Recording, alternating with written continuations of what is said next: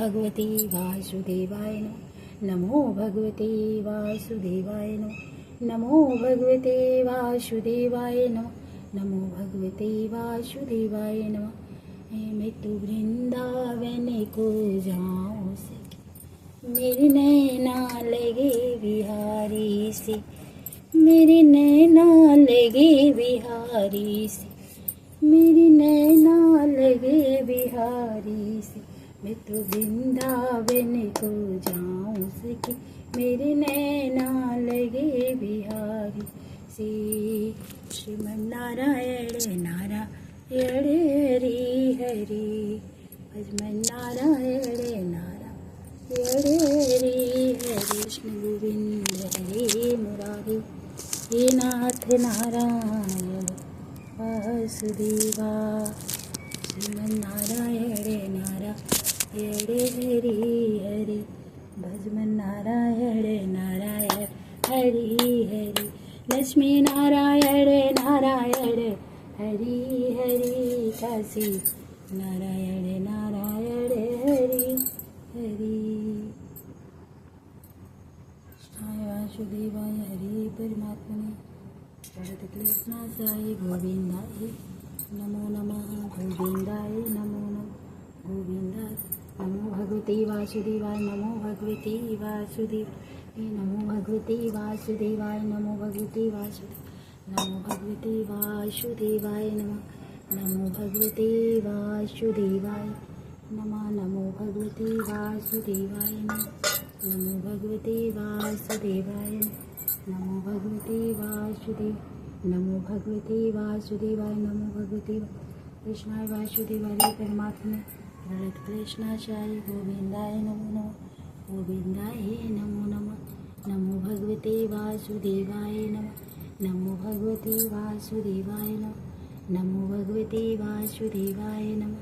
कृष्णाय वासुदेवाय हरे परमात्मने प्रणत क्लेशनाशाय गोविंदाय नमो भगवते वासुदेवाय नमो भगवते वासुदेवाय नमः देवाय नमः। सीताराम भगवते वासुदेवाय कृष्णाय वासुदेवाय हरे परमात्मने प्रणत क्लेशनाशाय गोविंदाय नमो नमः। कृष्णाय वासुदेवाय हरे परमात्मने प्रणत क्लेशनाशाय गोविंदाय नमो नमः। विष्णु नमो भगवते वासुदेवाय नमो भगवते वासुदेवाय नमः। नमो भगवते वासुदेवाय नमो भगवते वासुदेवाय नमः। भगवते वासुदेवाय नमः। तेरा किसने किया श्रृंगार सांवरे सांवरे, तेरा किसने किया श्रृंगार सांवरे। लगी डोला सा दिलदार सांवरे अरे सांवरे। नमो भगवते वासुदेव नमो भगवते वासुदेव।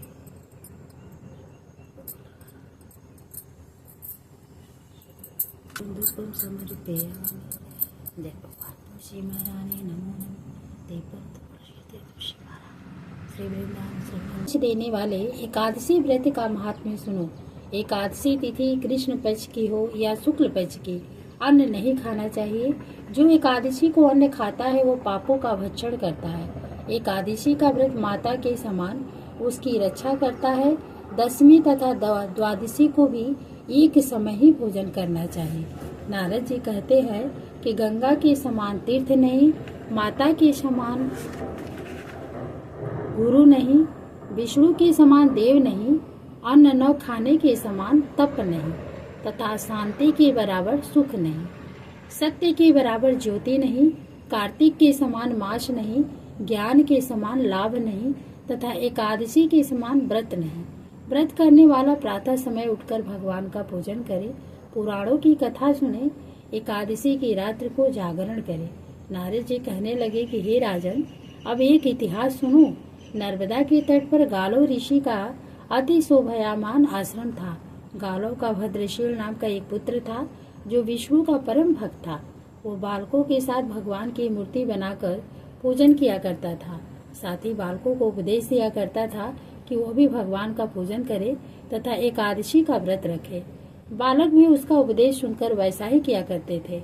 अपने पुत्र की चरित्र को देखकर एक समय उसके पिता गालो ऋषि ने उससे पूछा कि भद्रशील, तुम सदैव भगवान विष्णु की पूजा में लगे रहते हो, यह उपदेश तुमको किसने दिया?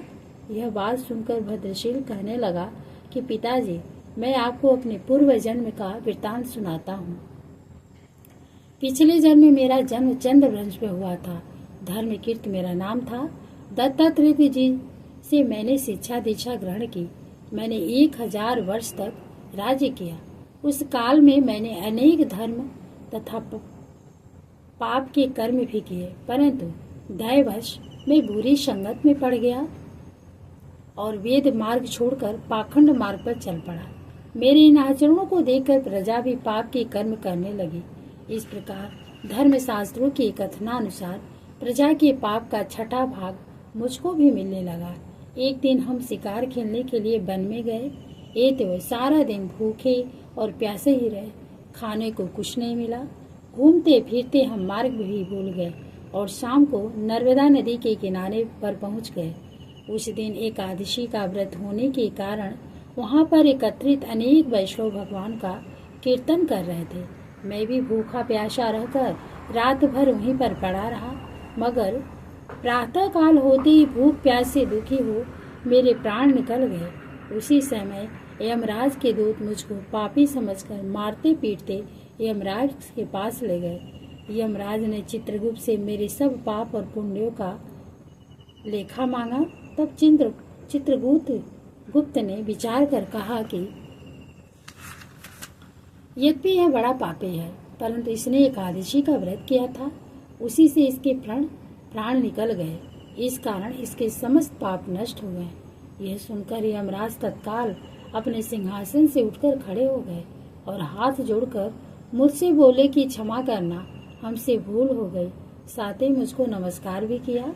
फिर अपने दूतों को धमका कर कहने लगे, जो मनुष्य भगवान के नामों का जाप करता हो उसको कभी हमारे पास मत लाओ। जिसने अनजाने में भी एकादशी का व्रत किया हो तभी भी उसके सब पाप नष्ट हो जाते हैं और उसको हमारे पास आने की आवश्यकता नहीं पड़ती।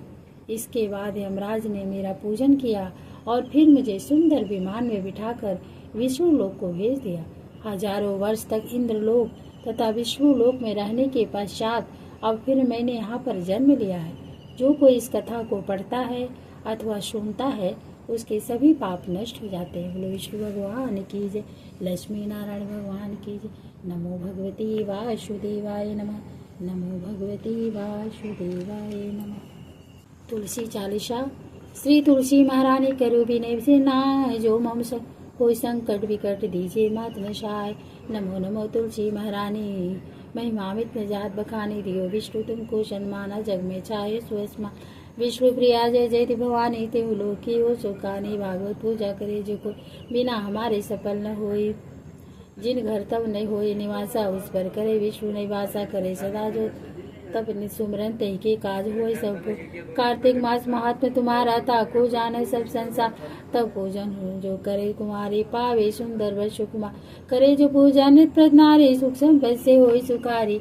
वृद्धा नारी करे जो पूजन मिले मुक्ति होवे पुलकित। श्रद्धा से पूजे जो कोई भवनि से तर जावे।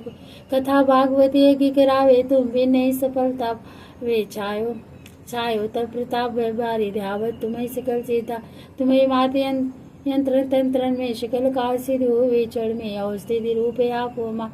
सब जग में तब यश विख्याता देव ऋषि मुनि हो तब धारी। करे सदा तब जय जयकारी वेद पुराण तब यश गाया। महिमा आगम पार न पा नमो नमो जय सुखानी। नमो जय दुखारिणी, नमो नमो सुख संपदेनी, नमो नमो उद्घाटन, नमो नमो भक्तन दुखानी, नमो नमो दुष्टन पचन, नमो नमो भवपारदानी, नमो नमो परलोक सुधा, नमो नमो निज भक्त वाणी, नमो नमो जनकाल समा, नमो नमो जय कुंद सावनी, नमो नमो जय सुमति बढ़ावनी, नमो नमो जय अपनानी, नमो नमो सब सुख बुझावनी, जय जय तुलसी माई, धाओ तुमको शीश नवा, निज जाय मोहि अपनाओ, बिगड़े कार जाओ बना, करो विनय में मात तुम्हारी, पूर्ण आशा करो हमार, शरण शरण कर जोरी मनाओ, निश्चिंत तेरे ही गुणगा करो मात तुम पर दाया, निर्मल होए सकल वह काया, मांगो मात गर्भ दीजे, सकल मनोरथ पूर्ण की, जान नहीं कुछ नहीं मैं चारा, चमो मात विराट रमा, 12 मास करे जो पूजा, ताशम जग में हो न दू,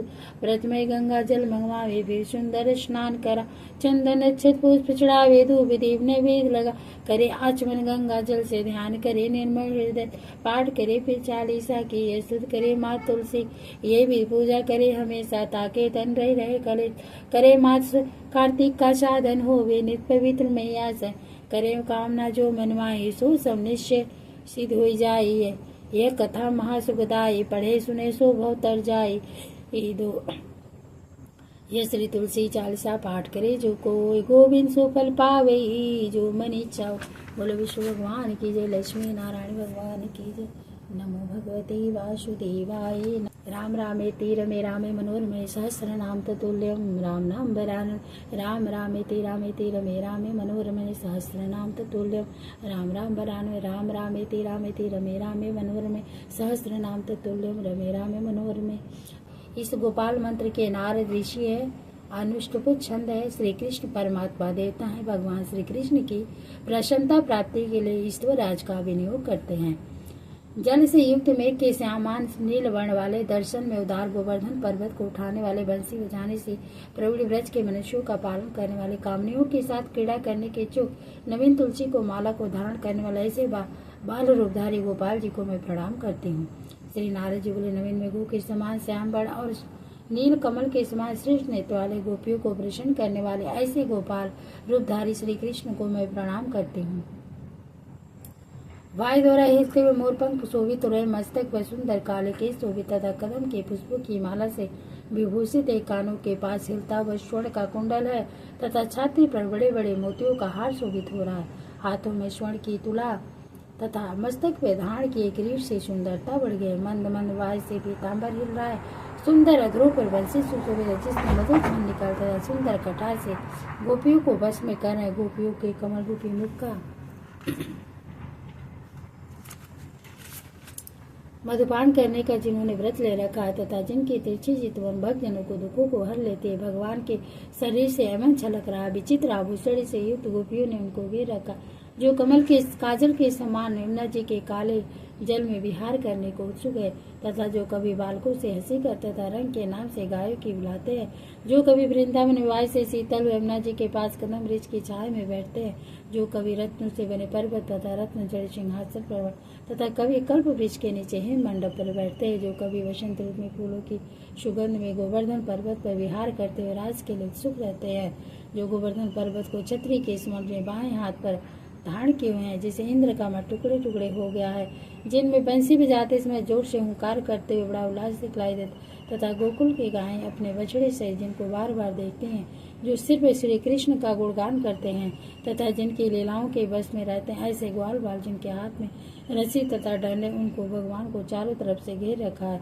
जो वेदों की ज्ञाता है, नारद आदि मुनियों को पूर्णवाणी से सुमान परम ब्रह्म स्वरूप है, जो मनुष्य भक्ति पूर्वक ऐसे भगवान का ध्यान तथा स्तुति करता है, उसे भगवान प्रसन्न होकर विष्णु वर देते हैं, राजाओं में वह आदर पाता है तथा वह सबका प्रिय हो जाता है, उसे इससे लक्ष्मी प्राप्त हो। विष्णु भगवान की जय। इसमें कोई संशय नहीं।